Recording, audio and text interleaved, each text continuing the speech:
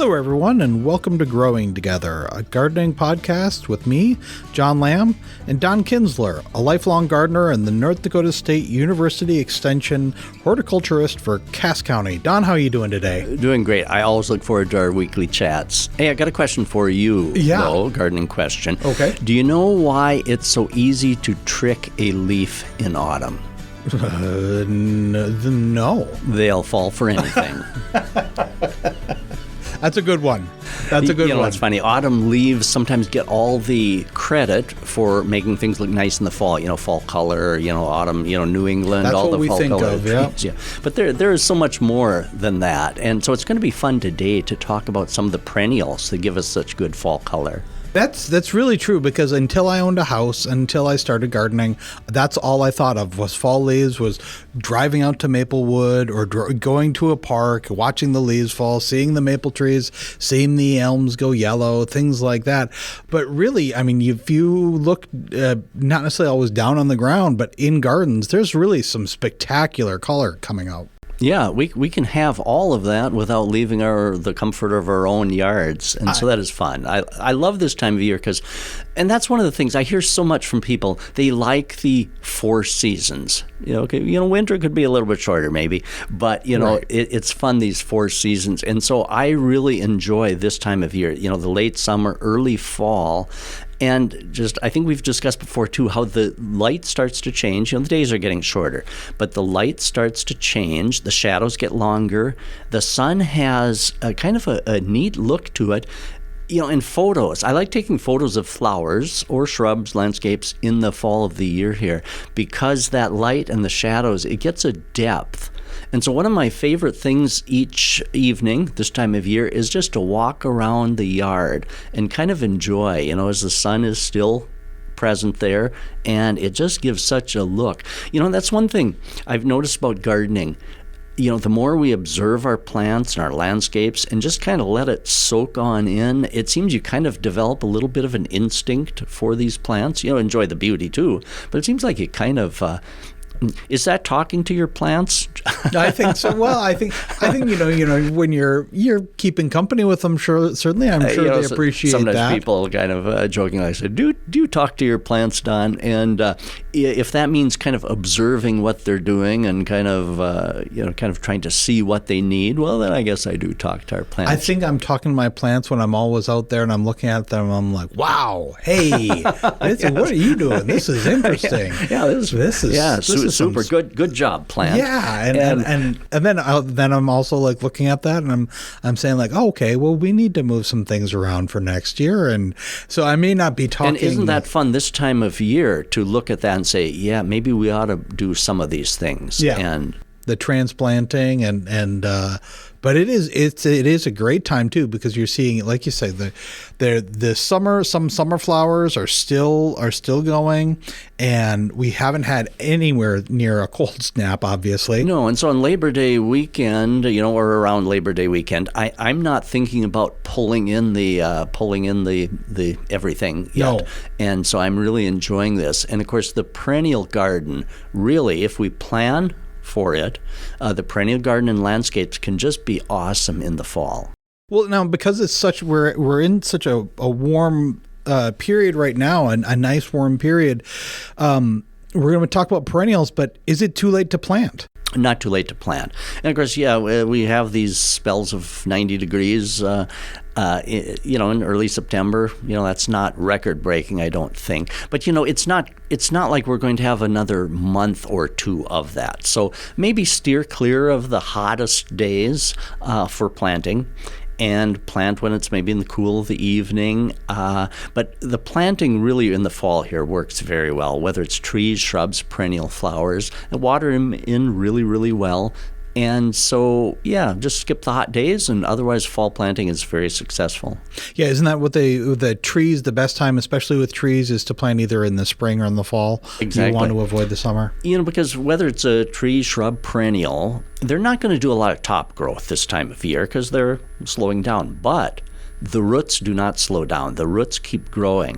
And so as long as trees, shrubs, perennials are planted in early September, by mid-September maybe, they'll have an entire month of unfrozen soil in which they can root in. And so you get this advantage versus waiting till next spring. You get a head start. And of course, there are some perennials that should be planted in the fall, whether you dig, divide, etc. Peonies, classic example around Labor Day, an iris, daylilies. Many things in the fall of the year here work very well for digging, dividing, transplanting, or planting fresh from a garden center.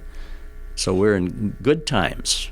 Well, let's talk about I think if people go out now, if they go to a garden center, or if you even go to a grocery store, the one plant that you'll really see blooming now, the big coming in strong, great colors are mums, right? Yeah, mums all over the place. And of course, they're beautiful. Every store I think that possibly has a spot to display a mum is selling mums.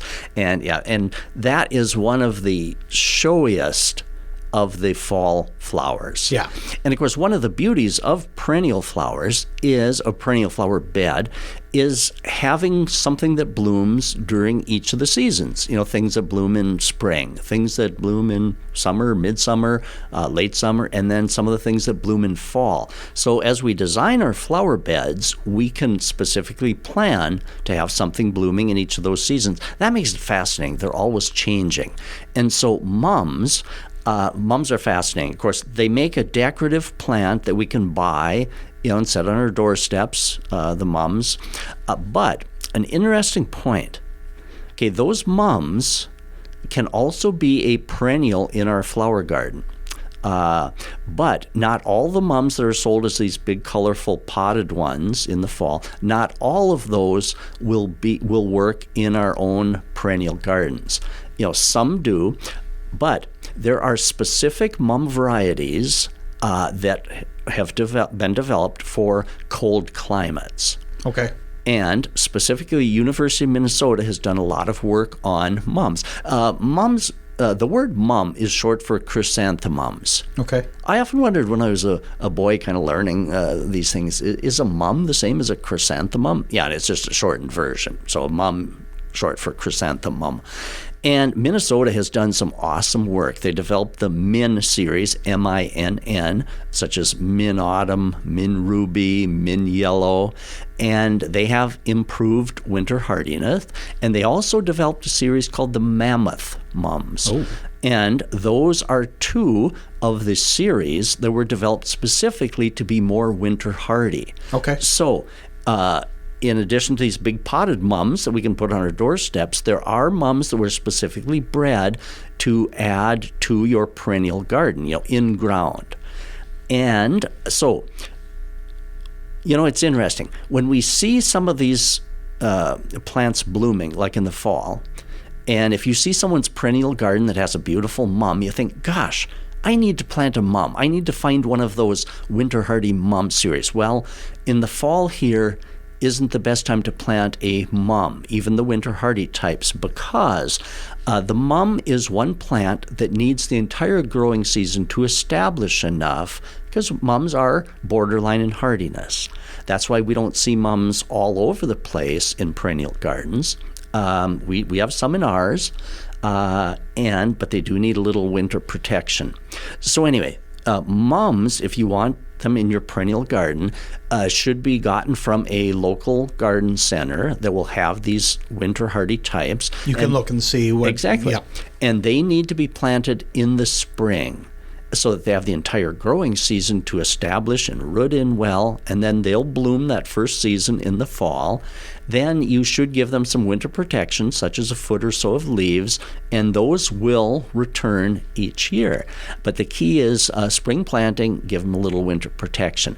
And there are some new varieties also being sold at garden centers in the spring for planting. So if you think, this time of year think, gosh, I'd love those in a perennial garden, then next spring would be the time to search those out. So make yourself a note. Another common question is, okay, these big potted ones, would those work to plant in our perennial garden? Well, try it. Try it. You don't have much to lose. If it's on your doorstep and, before it's totally frozen and everything, plant it out in your perennial garden. See, and give it some protection, a mulch, and see. I've had some perennial garden people that have had success with those, but it's not dependable. Yeah. Yeah, so those typically are not the varieties that you would perennialize in your flower bed. And I have to admit, I never, if I see like at the grocery stores, when you see a big plant there, I never look to see if it's got its own hardiness level on it or anything like that. And sometimes those potted ones don't always tell. And so anyway, I'm giving a long spiel about mums because a mum well grown in a perennial garden is just awesome and beautiful. To new people who may be wanting to go out and buy a mum that's going to be showy this fall, just to have it on their doorstep. They don't want to plant it. Get one that hasn't started blooming yet, because once they start blooming, obviously, then that's only going to last so long. But even before they bloom, mums are a great plant because they are so perfectly rounded, aren't they? Oh yeah, they're just this mass. That beautiful mound. Yeah, mound is the right word. And some are almost like in a big bushel basket. So they are showy, even if it's to enjoy just for the fall. Oh, the other thing too. They are water thirsty. Okay. Have you ever noticed that when you've gotten one? And they can wilt really easy. And of course, once they wilt, then that affects the buds and the flower, the lasting ability. So it's not uncommon that they should be watered every day. It would be really hard to overwater a potted mum. So a daily watering is probably a good idea, especially if they're in a sunny spot outdoors. I just want to backtrack on something that you were saying, or rather just get a clarification, because you said that the best time to plant mums is in the spring, but then you said give them a winter layer. Are you saying give them a winter layer then that fall, or a winter layer like right away just to protect them as soon as you plant them? Yeah, you could give that protection already, but typically when we give perennials, including mums, a winter protection, it's usually done after there's a little bit of frost in the soil, early November. Okay. So we get a little bit of frost in the soil, and then we give them a protection such as a mulch, leaves, straw, 12 to 24 inches, and that keeps them comfortably frozen. It prevents the freezing and thawing. If you give that insulation protection too early, it could keep them kind of moldy underneath. So you'll get a little bit of frost in the soil, but the mulch prevents the cold from going quite as deeply, and it prevents the freezing and thawing in case we don't get snow. So we get a little bit of frost into the soil, and then the protection. That's a great tip. We'll talk about that in a future episode when we talk about winterizing. Winterizing, yeah. Let's talk about some other ones here. Like asters are another one. They're another big fall color, fall bloomer, aren't they? Yes, and so because mums are definitely borderline in hardiness, so you do need to give them usually some protection. But another one that is extremely showy are the fall asters, such as purple dome aster is probably the most the most popular, most common, that's sold in garden centers. Boy, you talk about something that's got a visual name. Purple dome just kind of tells you everything you need to know. It does, because they give this dome-shaped plant that is just covered with deep purple flowers. And they will start blooming late summer, early fall, and they will still be blooming when the snow falls. Oh. They are absolutely awesome. There's also a pink version of that, kind of rosy pink. And so if you're really looking for a dependable fall-blooming one that's going to turn heads, these fall asters such as purple dome, and garden centers sell them. They can be planted in the fall here. But again, when you plant it in the fall here, that plant it's gonna take time to develop. So make a note, if you want a beautiful fall blooming fall aster, you could plant it now. But also make a note, you could plant it next spring too. You could buy one. In case the garden centers don't have one now, just make a note, plant it next spring also. So it's interesting. Some of these things, when they're blooming, might not always be the time to plant. You sometimes need to plant a year in advance, don't you? Some prep work. Yeah, for example, an iris. When iris are blooming beautifully in June, if I want them to a new little iris isn't going to give me instant color. So, but I plant, when I'm thinking in June about iris, I'll think, yeah, I'm going to plant that because the next year I'll have this beauty. So sometimes you need to think almost a year or a season or two in advance. That's why when we're talking about transplanting now, you want to transplant now the things that will have early summer appeal flowers next year. Exactly. And so, yeah, we think ahead. So now when the purple dome asters are so beautifully blooming, we think ahead. Yeah, I want to get one of those established. And they attract pollinators, right? Oh, they do. Yeah, you bring up a good point, John, because our pollinators are bees and everything that we depend on for our food crops, apples, pumpkins, squash, cucumbers. They need to survive all season long, and some flowers start to kind of run out. Some of our things start to go out of bloom, but these fall blooming perennials give these pollinators something to get nectar from and survive. So fall blooming perennials can be an important link in the entire food chain. Let's take a quick break, and when we come back, we're going to talk about some more fall color in the garden.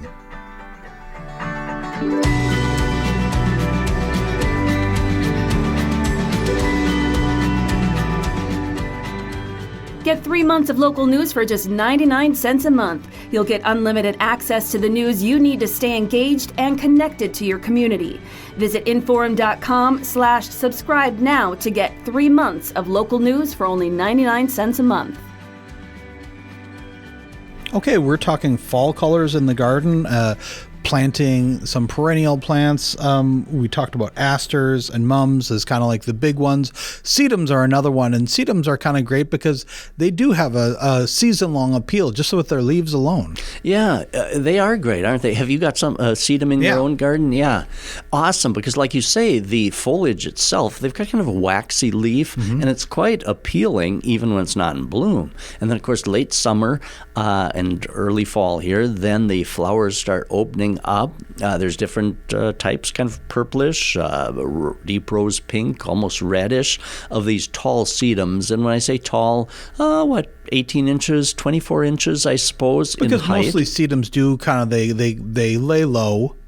They're not like big climbers or anything like that. Yeah, exactly. So it's kind of fun in that sedum group. You have the low-growing, almost ground cover type, and then you have those that develop more of an upright oval.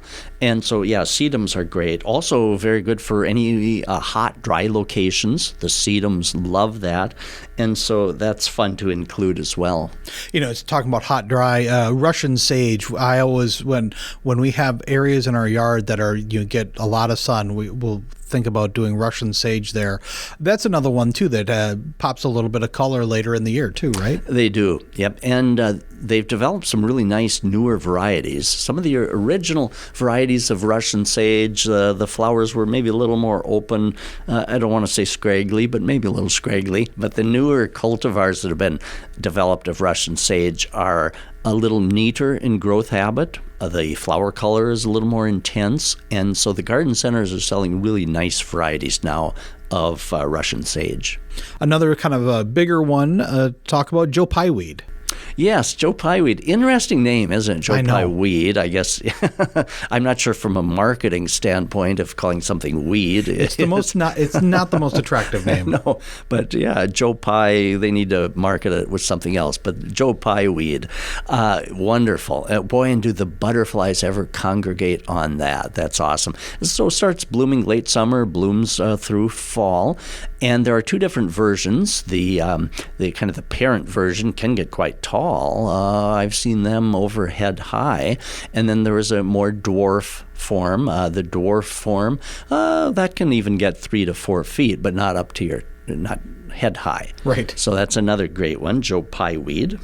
I know that in our yard, our purple fountain grass has really shot up over about the last 3 weeks or the last month. And it's just really, I love purple fountain grass. I love ornamental grasses, and this is the time where this is the time to take them in, and really they are in their splendor now. And almost any perennial garden should have ornamental grasses, shouldn't they? And it's fun to see the garden centers now carry such a wide line also of the ornamental grasses. There's the Karl Forester grass, which of course is the most common. Lots of commercial type, dentist office banks, etc., have Karl Forester. It's a very easy grower, though. Easy grow, and it's pretty. One of the first things we planted, and it's hardy. It's an easy grower unless your dog tends to eat them down, which ours does. But Karl Forester is a great. And what's nice is then that opened the floodgates to all these wonderful ornamental grasses. We've got a couple of new ones that we had found at garden centers, and like you say, John, it's fun this time of year because we've enjoyed the foliage all summer on them, but now is when they start sending up the seed heads. Yeah. And of course, that's interesting. Some have kind of a plume shaped, others kind of open up into kind of a looser panicle. And so it's fun to see them in addition to the foliage color. Some are bright green, some are purplish color. And so it's fun to see the foliage plus the seed head opens up. And so including ornamental grasses in your perennial bed just seems to give another dynamic. Because one thing that happens with the ornamental grasses too, as the breeze blows, they kind of sway in the wind, both seed heads and the foliage, and it gives a movement to a perennial garden. And so that's another concept. It isn't all about color. There's other dynamics going on. And so ornamental grasses give that other dimension. And that's the thing I really like about it, too, is that I think that there's some different schools of thought of whether you should keep them up in winter. I like to keep them up in winter because I like to see that. I like to see the shadows on the snow. I like to see them sway. Some people think that you should cut them down in case there's any snow that falls on them, that it could bend them over and maybe hurt the stems. So I understand that. That's a valid point. Actually, the stems should be cut back each year, but spring is the preferred time. Oh, okay. They'll tend to winter better with the tops intact. Good to know. And I've been doing it right. Catch a little, by instinct you have. Yeah. And but in early spring, before the new sprouts start coming from the base, they should be cut down to just an inch or so above ground level. It gets rid of the old, because typically the tops will die back anyway, and so you'll have all that dry matter, and if you don't get rid of that, it's hard for the new growth to push through. So ornamental grasses can be kind of mowed off in early spring before growth starts. But by leaving them on over winter, like you say, John, it's fun to look out the window at your perennial garden and you see those swaying against the snowfall. And I've learned to find beauty in that winter landscape, and ornamental grasses give that beauty. I think that'll have to be another show, is planting for winter interest. Yes, or planting things, for winter. Yes. Things to keep in mind for winter interest. For winter interest. I love it. We talked about asters earlier. Goldenrod are part of the aster family, right? They are. Goldenrod is fun. That's I know some people have allergies to it. So if a person has pollen allergies, goldenrod isn't probably for you. But they do make a nice perennial. They will spread a little, but some of the newer varieties that have been developed of goldenrod are less apt to spread outward. My neighbor Dan Gunderson, he's got. I think a lot of it is maybe influenced by plants that he saw around the farms or kind of regional, but he's got goldenrod, and I think that was the first time I saw it, and that just really popped to me. It's pretty, isn't it? It is really, really pretty. Here's one I don't know. Chelone or Kelone? Yeah, interesting. And sometimes Chelone. Let's do a podcast sometimes on pronunciations of plants, because that is fun. Peony, right. Tomato. But anyway. Clematis. We've talked about clematis or clematis. Yeah, exactly. So that'll be a fun podcast sometime. Kelone, it's pronounced Chelone, Kelone. Common name is turtle head because the flowers kind of look like a little turtle head. So it's interesting. It's not well known, but it's fully winter hardy. And it blooms the last half of summer and into fall. So it's an interesting little lavender flower. I think there might be a white flowered variety too. That sounds really fun. Kelone is fun. I'll have to keep a lookout for that one. Helenium. That's another one I'm not too familiar with. That's another great one with a deep orange and kind of burnt yellow, burnt orange, burnt red type coloration. And similar to that is one called Heliopsis, which is kind of almost like little miniature sunflower or yellow daisies. Yeah, don't they call Heliopsis something like fake sunflower? Yeah, exactly. Yeah. Or false sunflower, I can't remember, but yeah, and they certainly don't get as tall as sunflowers. Exactly. So they're maybe they're a little bit better for having in your garden. Let's take a little break, and when we come back, we're going to kind of round out the show with some late things, good color in the fall in the garden.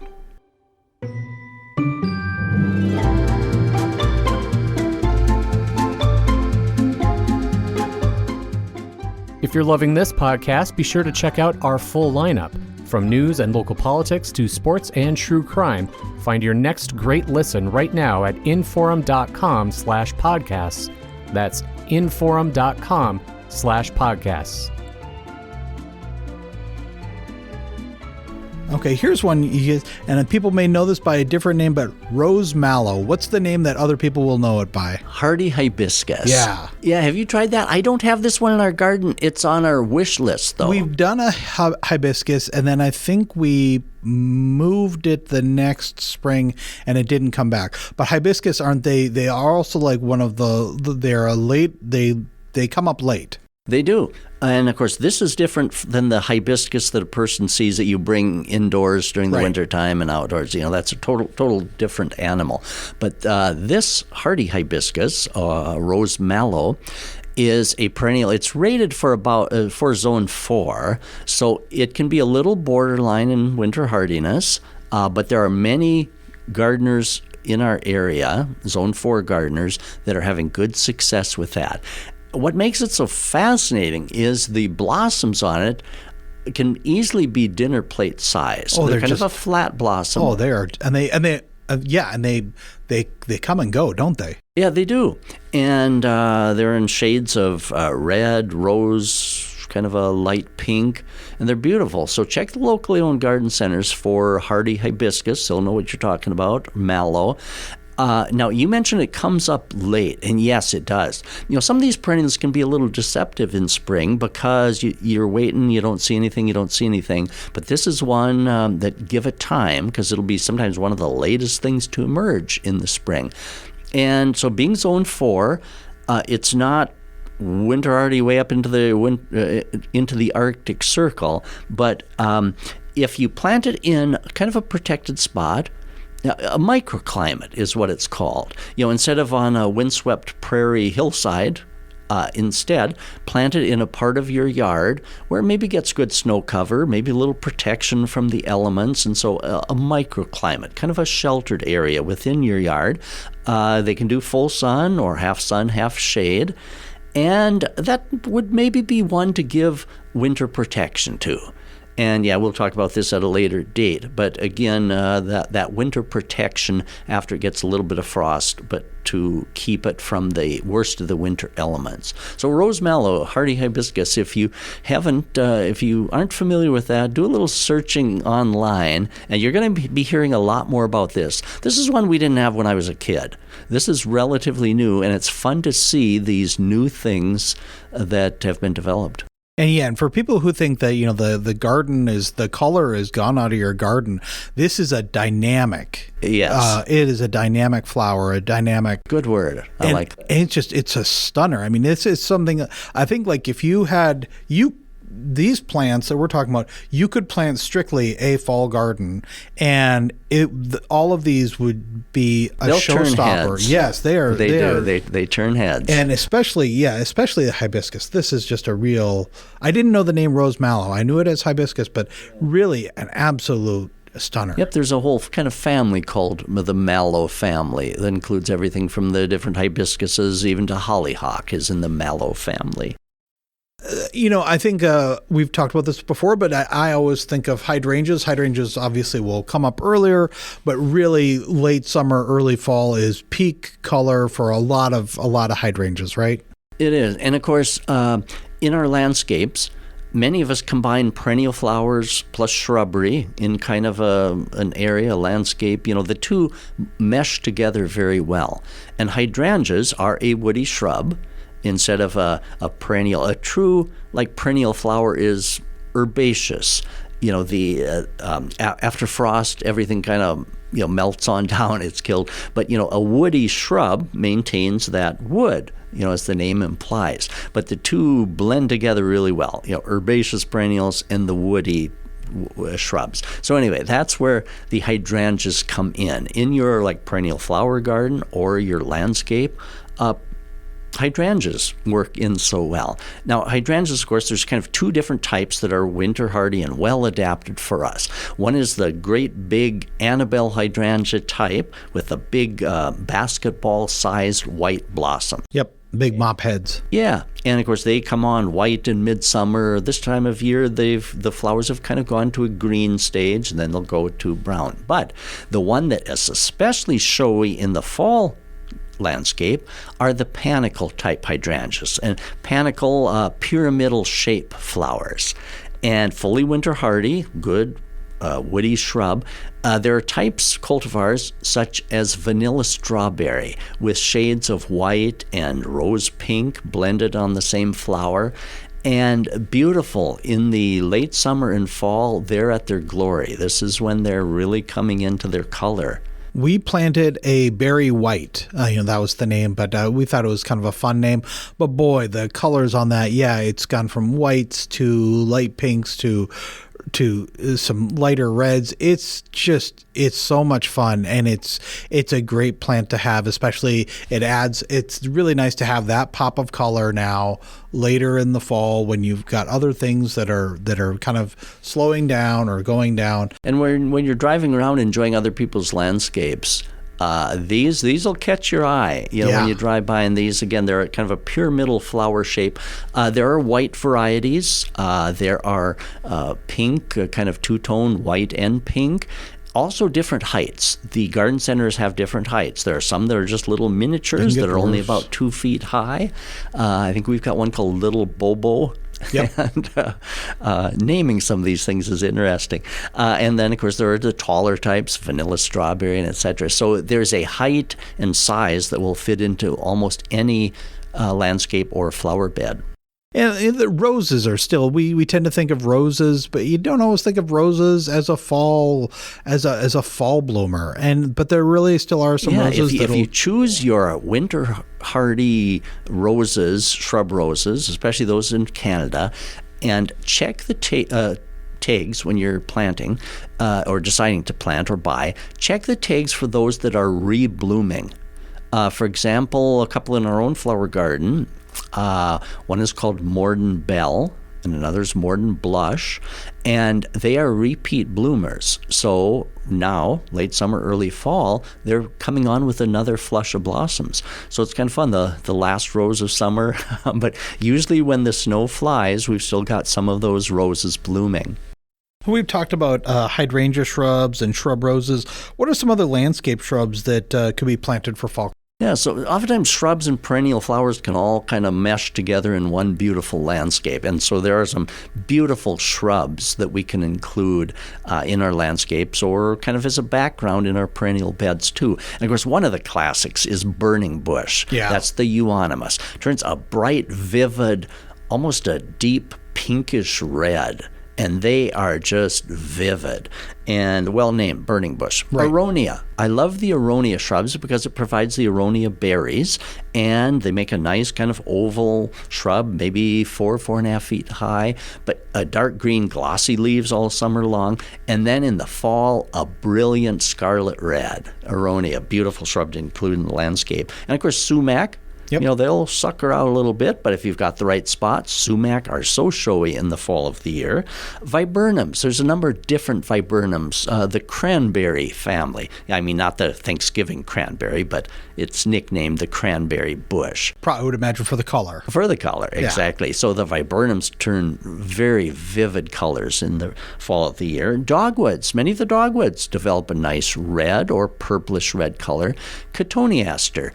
It's interesting. Someday, when we talk about these names, cotoneaster, it looks like it should be cotton Easter. Oh, okay. The spelling. Yeah. Sometimes I'll get people that might not know how to pronounce that, and it looks like cotton Easter. But so it's not related to the aster. Exactly. But so cotoneaster. The cotoneaster hedge develops a very beautiful, vibrant fall color as well. And Juneberry, another one of those wonderful shrubs that gives us the edible berries, but also turns a bright coppery color in the fall of the year. And you have a Juneberry, don't you? We do. Yeah. Yep, we have a Juneberry as well. It's fairly young. The birds like it. Yep. I have to put bird netting on in order to harvest the berries. All right. Well, a lot of great options there for people to think of if they want to plant next spring for fall color. Things to consider for upcoming years. Also, maybe now would actually be a good time to go into the garden center and see them. To look and Definitely. See because they will, you'll be able to see a little bit about what they are like, what they will be, especially things like the hydrangeas, those will be putting on their colors in the store. So now. A visit to the garden center this time of year, that's a good point, John. A visit to the garden center this time of year, you can learn a lot, plan ahead, plant some things, good time to plant, and you can learn so much. So this is really a time of year when I'm not ready to hang it up yet. I'm really relishing in this whole season as a season all of its own with its unique beauty and to really just revel in it. Oh, it's a fun time. Well, that's going to do it for another episode of Growing Together. Don, if people have questions for you, what's the best way to reach you? Best way to reach me is by email, donald.Kinzler, spelled Kinzler, at ndsu.edu. Well, that sounds great. And Don, looking forward to seeing you next week. Yeah, thanks much. Thanks all to the listeners. We really enjoy these weekly chats.